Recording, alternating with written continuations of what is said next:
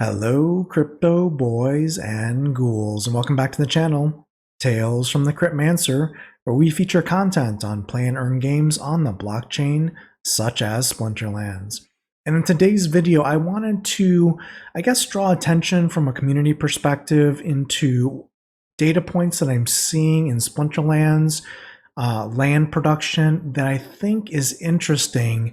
I don't have a good answer for the data that I'm seeing, but it could be possible that there might have been a grain production nerf on land, or maybe the grain production dashboard for harvesting in land didn't work originally and now has been updated or adjusted. I'm really not quite sure, but I'm going to share with you during this video the data, point in time data that we are seeing, and maybe we can get an answer from the team moving forward on what we're seeing here. So specifically, what I want to call your attention to is this picture here is a point in time picture that I took on one of my tracts of land on December 15th. And what it shows you specifically is I had 57 work sites.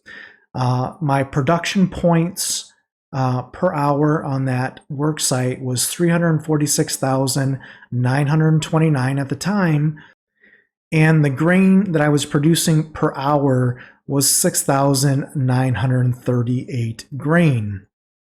Now, I've been making land improvements over the last, I guess it would be 3 months to my land, and I've increased my productivity for grain purposes. As you can see here in the screenshot I took today for this same tract, has 57 work sites still.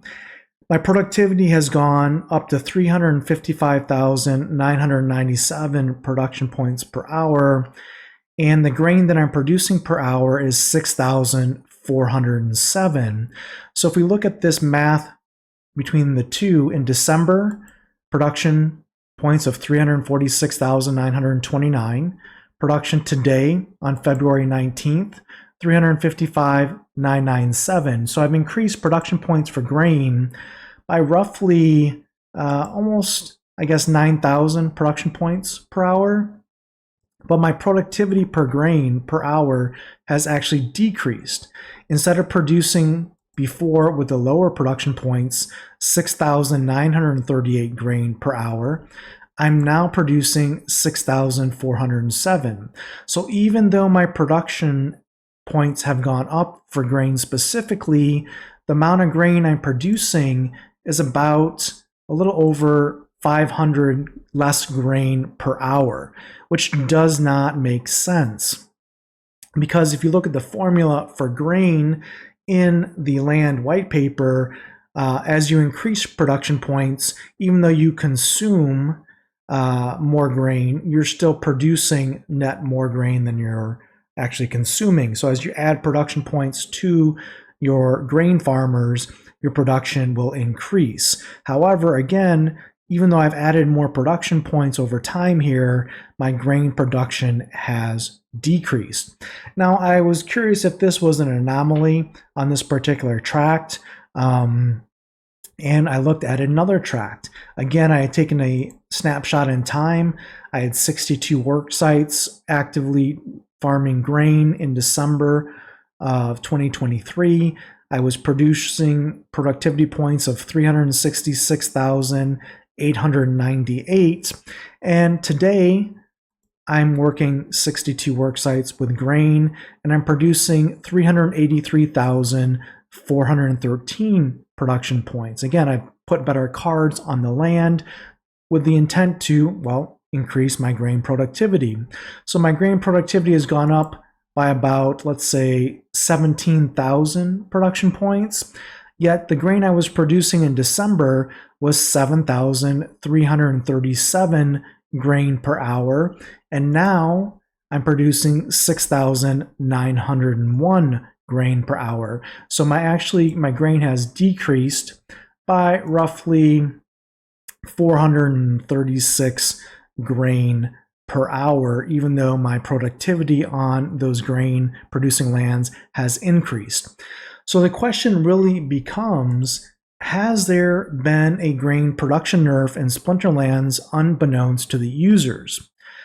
because mathematically speaking, as production points have increased due to better cards being produced on my land, the grain should not be less. In fact, I should get more grain per hour under this basic land formula. So could it be that the dashboard in December was not calculating grain production correctly? It could be. Or again, could grain production have been nerfed? Now, grain production should not be nerfed. It is not a global pool like SPS where the rewards are shared and grain production has to be basically split amongst all producers of grain. That's not the case. The grain pool is unlimited. There's no cap on it. And the more grain production points that you put towards grain farming, the more grain that should be produced.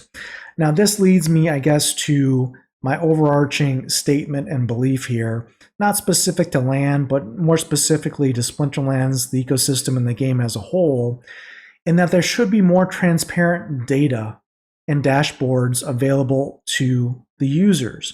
Because again, if people aren't taking snapshots and looking at this data and doing the analysis, the team, not saying that they would do this, but could change things on the back end code, could nerf drop rates, could nerf grain production, could change reward pools, could do all sorts of things that we as users of the game, trusting users of the game, would have no knowledge of. And this is concerning because there has to be some level of trust, but yet verify within this game system because, well, there's real money at stake here, real resources at stake. And right now we have no data dashboard that's shared by Splinterlands, the company. There's no way to validate things really easily on the blockchain. There's nobody doing audits of the code or the formulas to make sure that they're actually accurate and rewarding players as designed. Additionally, and I've talked about this in my streams as well, there's no bug bounties offered by Splinterlands, the company, or the DAO for that matter. There's no one out there looking at rewarding players or users of the ecosystem or just developers to double check the math to make sure that things are working as intended.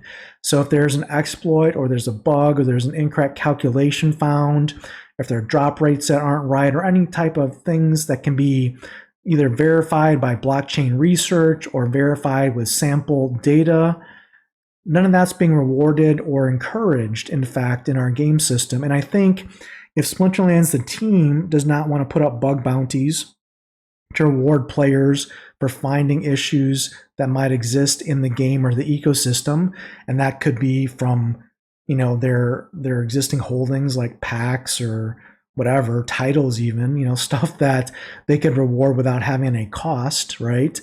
Or if the DAO should allocate funds for the community to find things like this to get verified and to improve the quality of the game and the integrity of the game.